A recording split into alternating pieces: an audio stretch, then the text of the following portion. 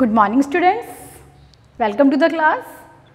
Yesterday as we have started a poem in our English reader book and the name of the poem is Seeds. Yesterday we have done the hard words and words meaning and we have read the poem also. Today we are going to sum up this poem. So now I am presenting the summary of this poem and what is the message that writer want to give us through this poem. Okay, so we are starting this poem. First, the name of the poem is Seeds. Okay, Seeds, and the writer of this poem is Walter de la Mare.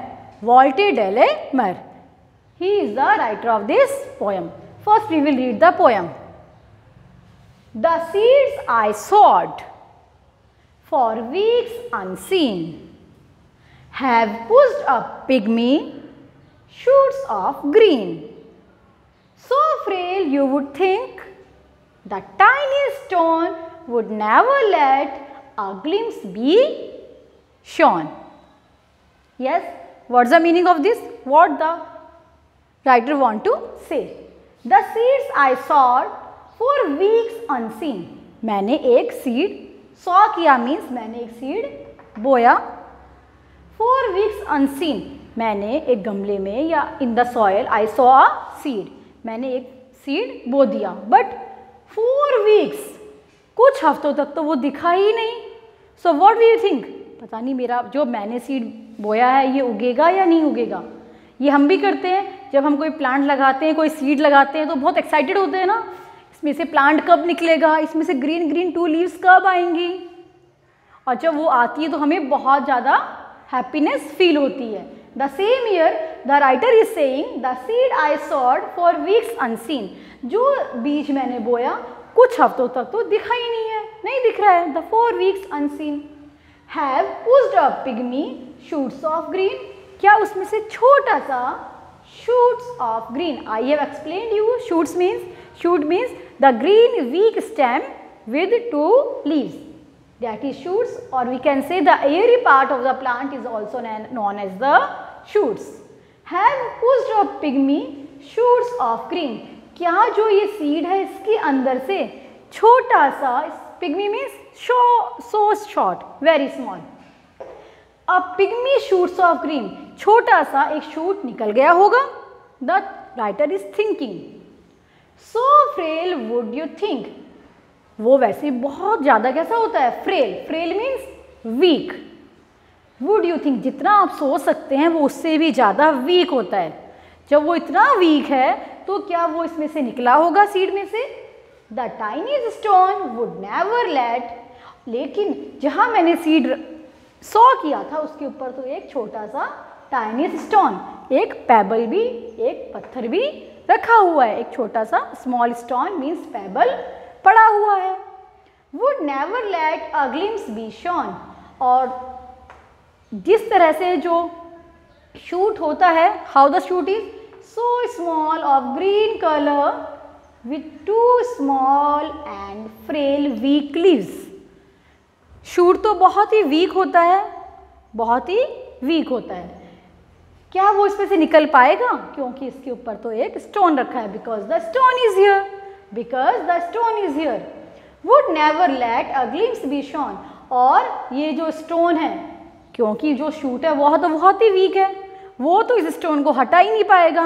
और इस तरह से glimpse means आ quick view means झलक. क्या हम कभी उस plant की, उस शूट की झलक देख पाएंगे? Because stone is strong, it's heavy, and the shoot is so much weak and frail also. So can we will see a view, or can we will see a glimpse of that shoot. Understand? Next. But no, a pebble never them lies, at least a cherry stone in size, which that mere sprout has haved away to bask in sunshine, see the day. But no, a pebble. लेकिन नहीं, pebble means that stone. This small stone pebble never them lies.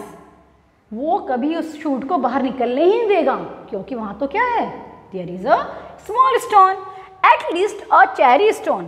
हाँ छोटा है, लेकिन वो जो shoot निकलेगा उससे तो बहुत स्ट्रांग है, बहुत हैवी है, क्योंकि जो शूट होता है वो तो बहुत ही ज़्यादा वीक होता है. Which Datmer sprout, लेकिन it has been sprout, लेकिन ये तो स्प्राउट हो चुका है. Has haved away means pushed away with the great effort. इस स्प्राउट ने तो अपने पूरे एफर्ट के साथ, he is looking so weak, so tiny, बहुत छोटा है, बहुत वीक है, but it has used its all effort and haved away means pushed away that stone. क्या कर दिया, इस वीक यंग शूट ने उस हैवी स्टोन को, उस पेबल को क्या कर दिया, हैव, पूरे अपने एफर्ट के साथ धकेल दिया.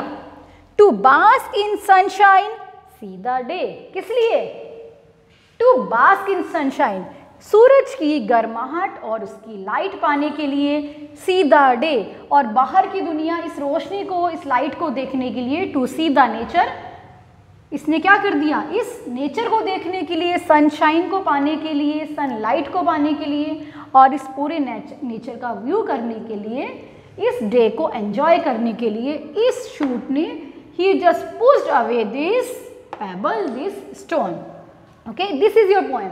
Now what is the message that the writer want to give through this poem? The writer want to say that we have to never think that something is so weak and so small. हमें कभी भी किसी को भी बहुत ही week या छोटा नहीं समझना चाहिए. It is for the self also. We have just see here in this poem that this young shoot that is so weak, so frail, by its effort, what we can see when we have just see it, it is so weak. Writer also said ये तो बहुत week है, ये तो इसको हटा ही नहीं पाएगा, because the stone is heavy, but it won't to comes outside, लेकिन इसे बाहर आना था. इट हैज़ अ मोटो, उसके पास एक मोटो था कि मुझे ये करना है. क्या करना है, मुझे सॉइल से बाहर निकलना है, बाहर की रोशनी देखनी है, सनशाइन को एंजॉय करना है. इसलिए इसने अपना पूरा एफर्ट लगाया. मीन्स दिखने में ये वीक है, but from inside it was strong. ये कैसा है, it is so much strong. It is so strong and tough. दिखने में ये वीक था, बट अंदर से actually it is so much sturdy and tough. Means it is so much strong and it has done what it want. उसे जो चाहिए था उसे पाने के लिए, सनशाइन को पाने के लिए, उसने अपने पूरे एफर्ट के साथ इस स्टोन को हटा दिया. The same thing is for us also. Never think that I am so small or I am weak. How can I do this? No. If we just try and just do our best.